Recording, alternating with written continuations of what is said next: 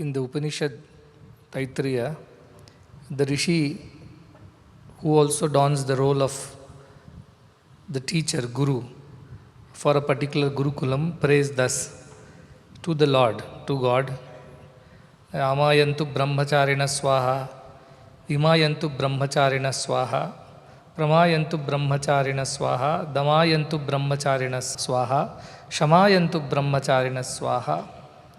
May I get good students. How? Amayantu, in big numbers. Imayantu, in all from, they should come from all directions. Pramayantu, they should be very enlightened ones, brilliant ones. Damayantu, they should have control over themselves, their senses. Shamayantu, they should have control over their minds. That kind of student should come to my Gurukulam is what the Guru is praying in the Upanishad.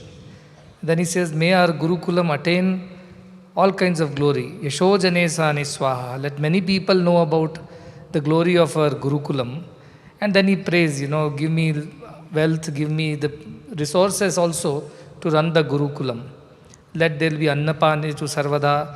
Let there always be food and drinks, means water, in our Gurukulam.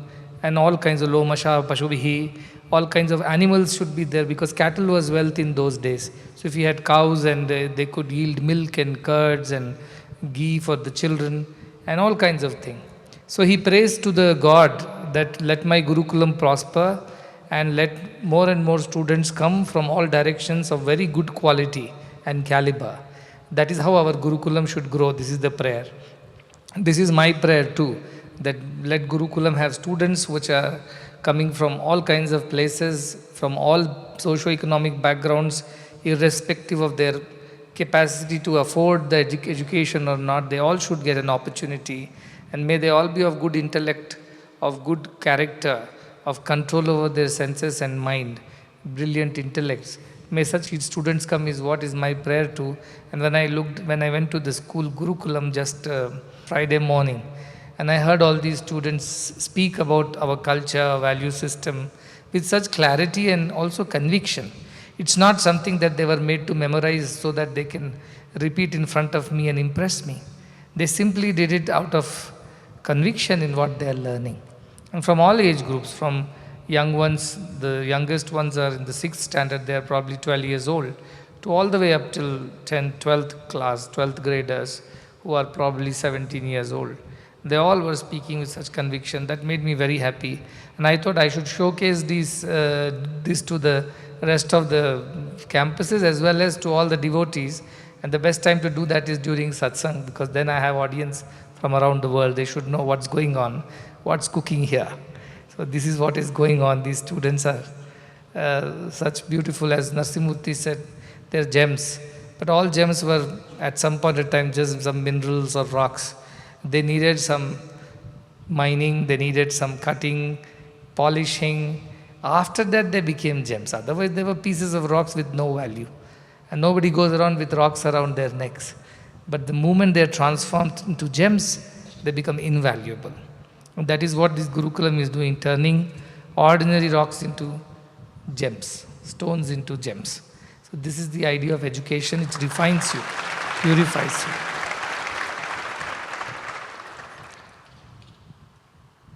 They also talked about the institutional cultural values, the 5 C's that I talk about.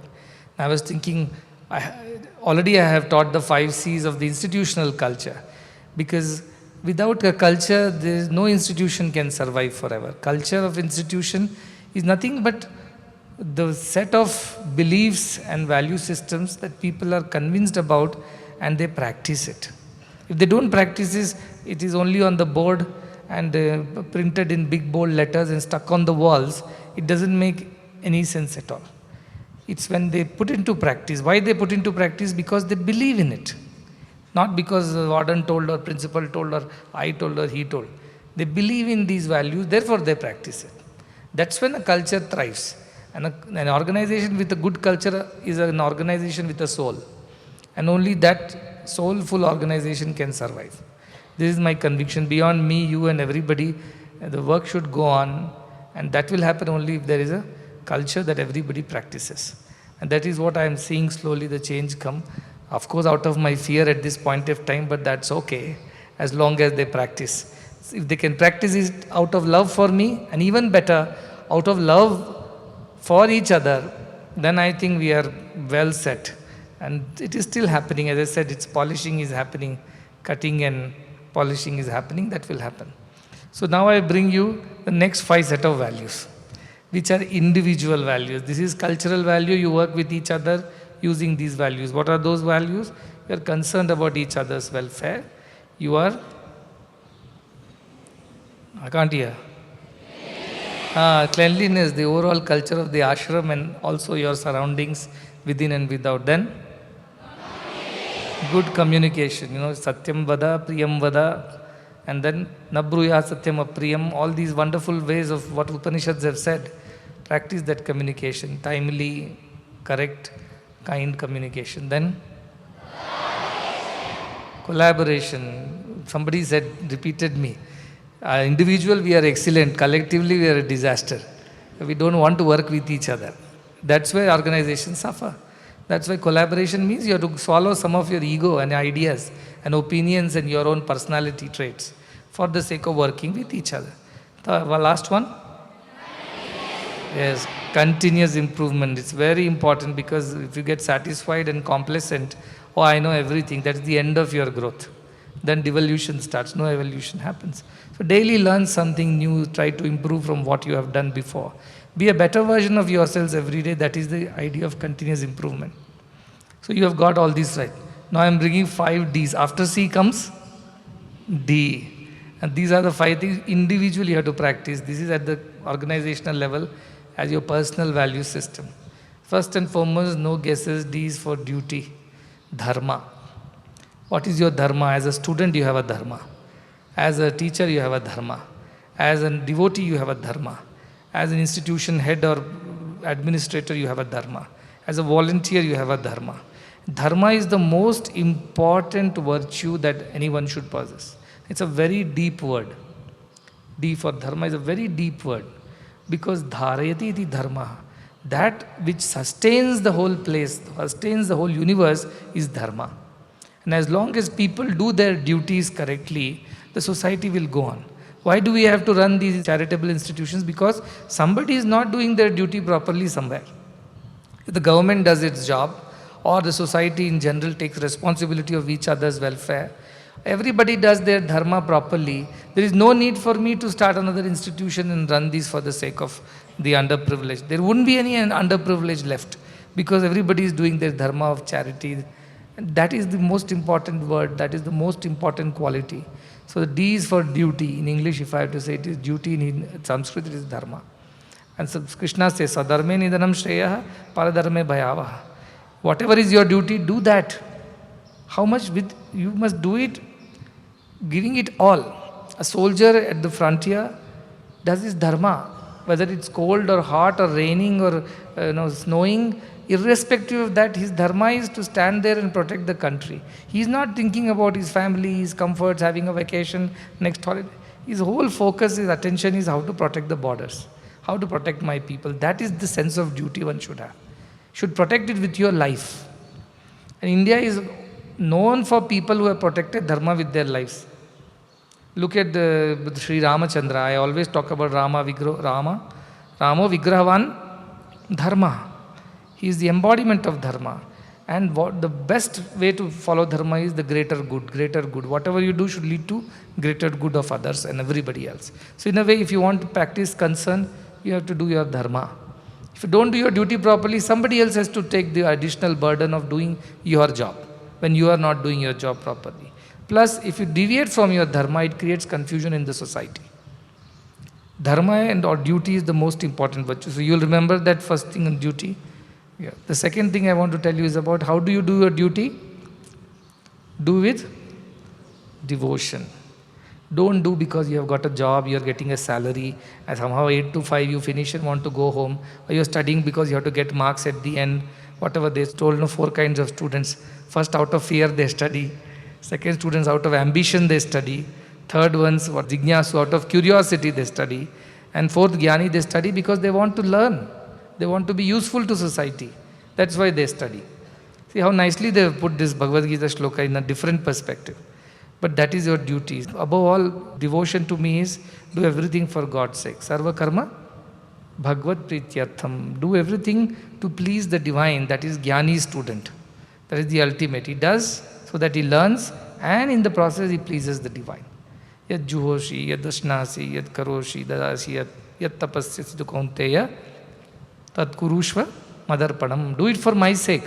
The moment you set the benchmark there, that I am doing everything for pleasing God, you see how your capacities will become infinite, how your abilities will multiply, how your excellence in action will manifest itself, because you're doing it for the highest goal, which is beyond earning money or some recognition or some promotion or some fame or popularity, not even for considering yourself as superior than the others because you do it better, but simply doing for the love of God elevates the entire work to worship.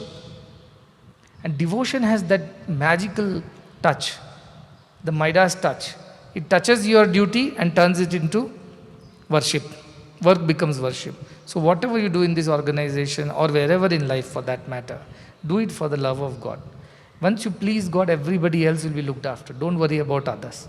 Once God is happy with you, the world will be happy with you. But we try to make everybody else happy and forget God in the process, because we think God will anyway adjust. He has been adjusting for long enough and He will never mind. No, God also minds when He is not given priority. So prioritize God, do everything for the love of God, for the sake of God, so that at the end of the day when you say, no, karchana kritam va kayajam karvajam va, it should mean, in the truest sense you should say it, that I am offering all these to you. Forgive me for my shortcomings and bless me for whatever good I could do by your grace. Then no ego will come in our lives. No attachments will come. Do everything and offer it to God. What is there in that is which is mine? That sense of I will disappear. This is why devotion should temper all your duties. So many people are superior, very good people. They are scientists, leaders, name it. They have achieved anything and everything in life that you can think of.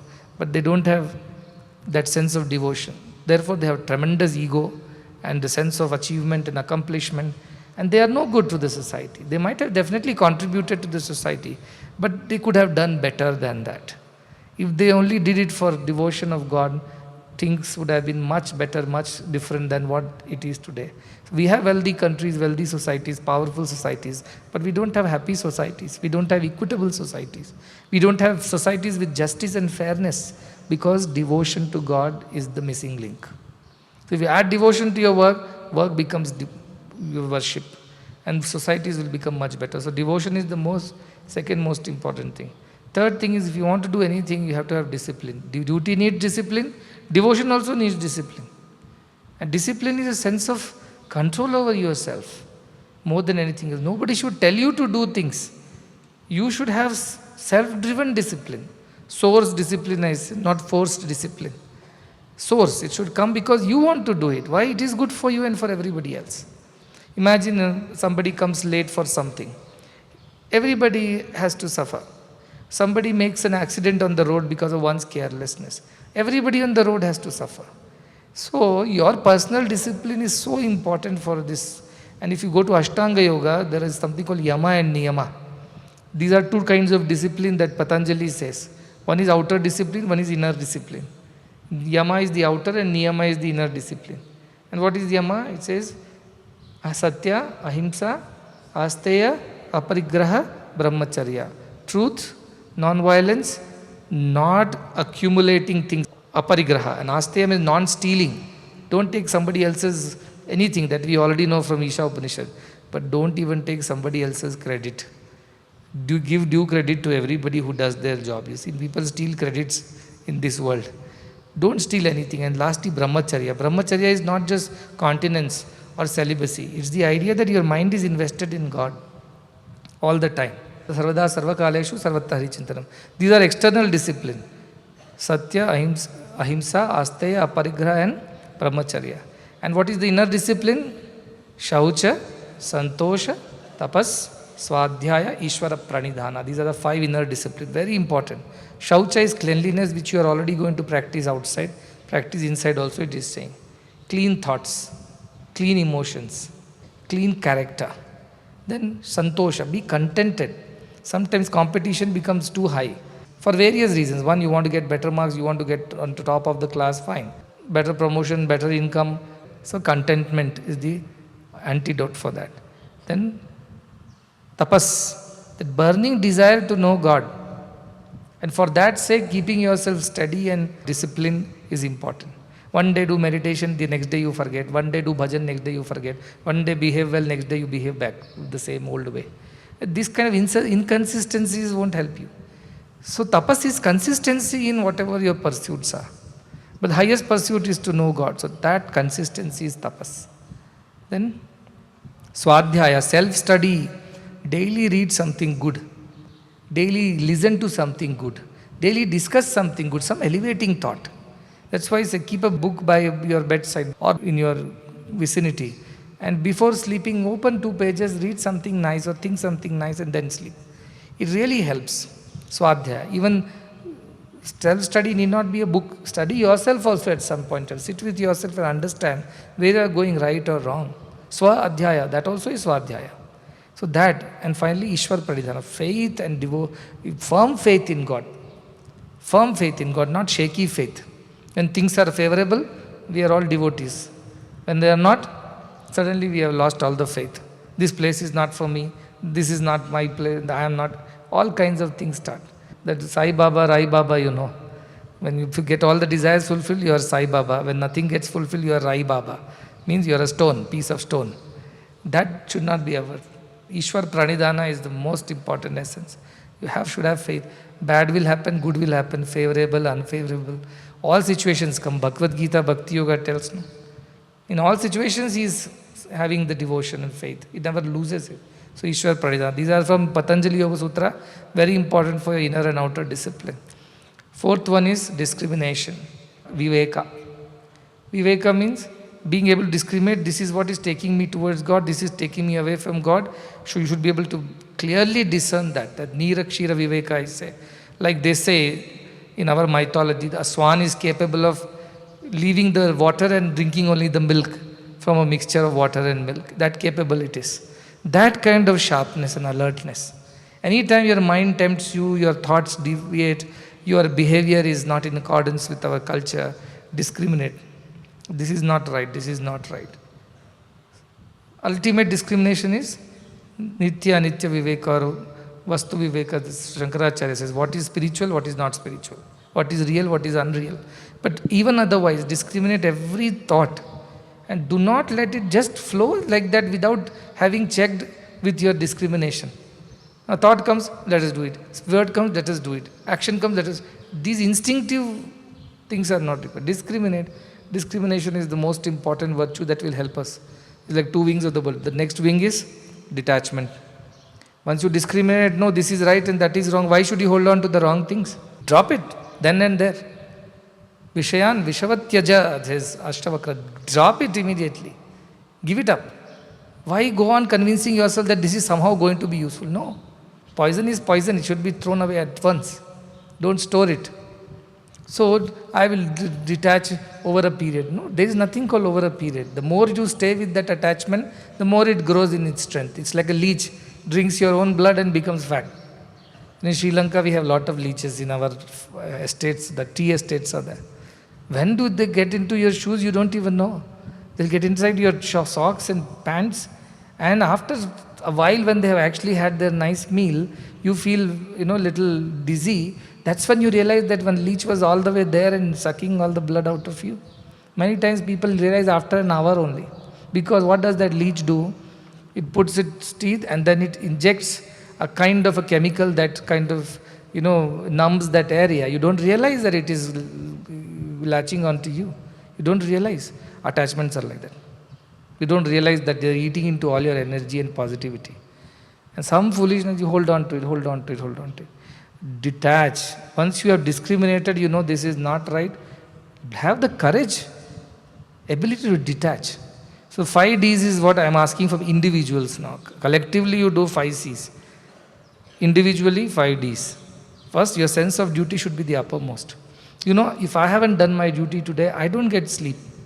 You may think I just go back and happily sleep off. No, if I feel in any ways I have fallen short of my duty today, I am not at peace.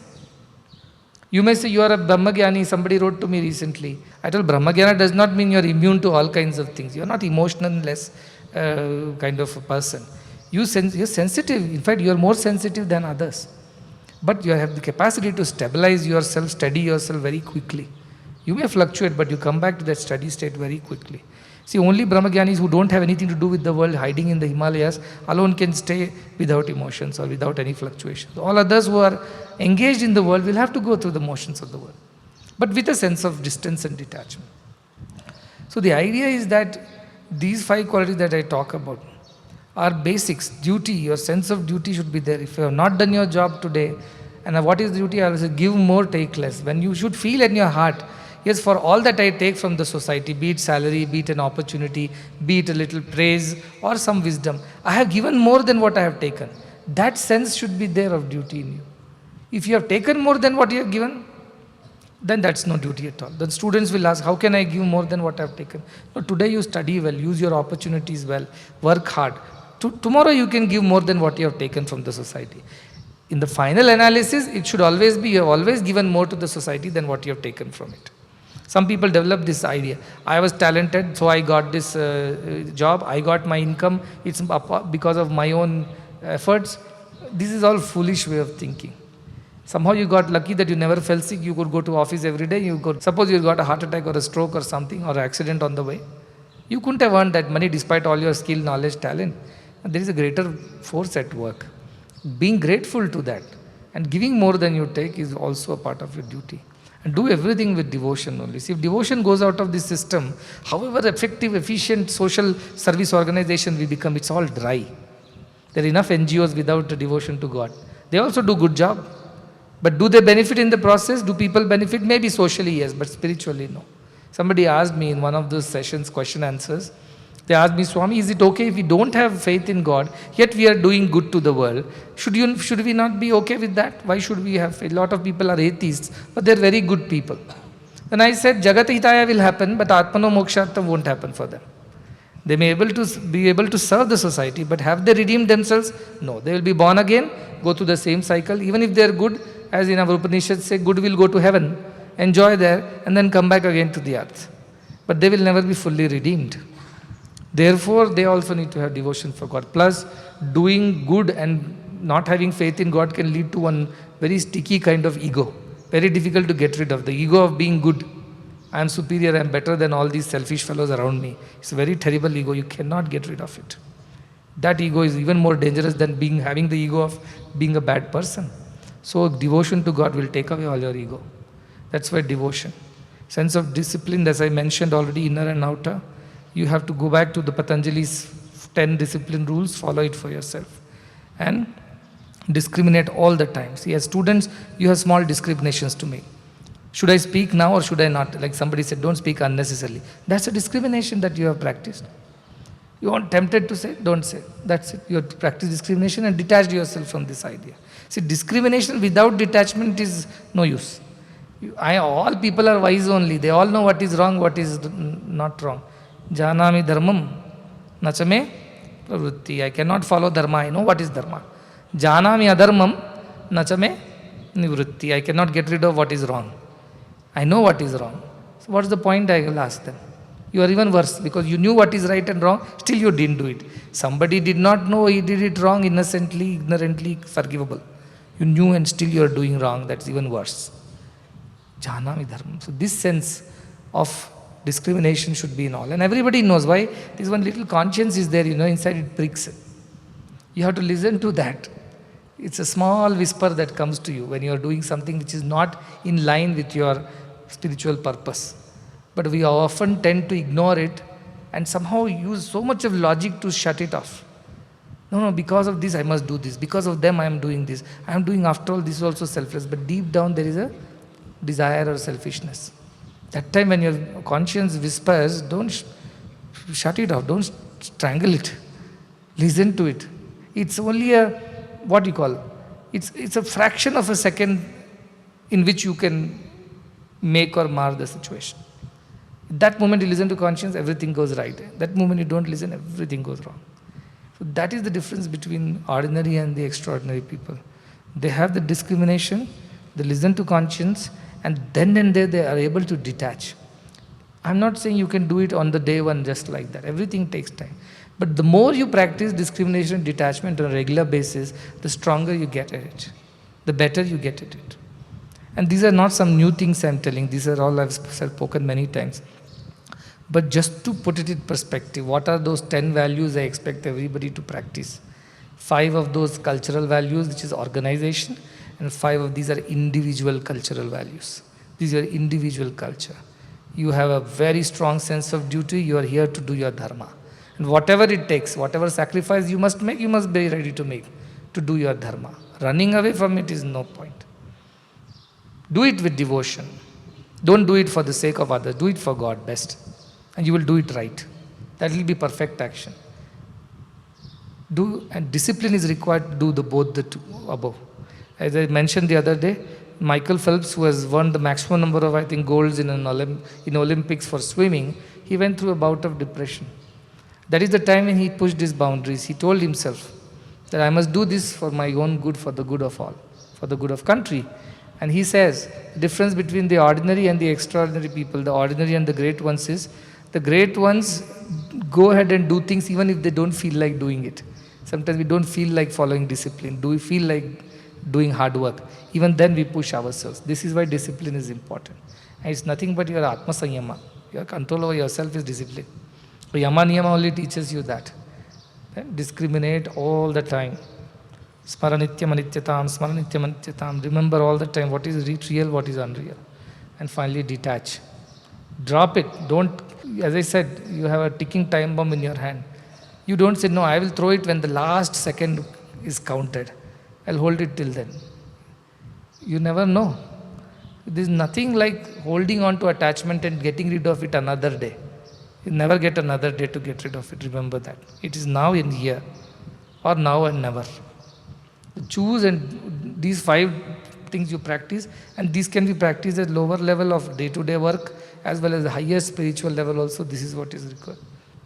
Discrimination could be go on time or laze around, or hard work or no hard work, or discrimination could be this is what will lead me to God, this is what won't lead me to God. Everything is discrimination. And detachment is the final and the most, if you ask me which is the most important virtue of these 5, I will call it detachment only. Dispassion and detachment. That is the most important, because all this is theory. At the end, if you're not able to detach from the wrong and attach to the right, what's the point? Everything is going to fail. Duryodhana syndrome. You cannot survive. And what happens when individuals falter, slowly the teams falter. When teams falter, the institution falters. When the institution falters, the whole organization falters. That's how society falls. That's how nations fall. It all begins with one individual who is not in alignment. And that is why I'm so particular. And as a teacher or a guru, I feel very happy when people are even putting this much effort to practice these things. See, these kids who spoke just now, it's not that they all are practicing all this every day. I'm sure they'll go back to hostel and fight over some petty silly thing now. Their pen, their mat, their bed, their space. Tomorrow on football ground they'll fight. Day after in canteen they'll fight, I know. But my joy comes from the fact that they're putting efforts. Shraddha is there. That's good enough for me to begin at their level. But you can't take refuge in this excuse when you are a 60-year-old saying, Shraddha is there, I'm still trying.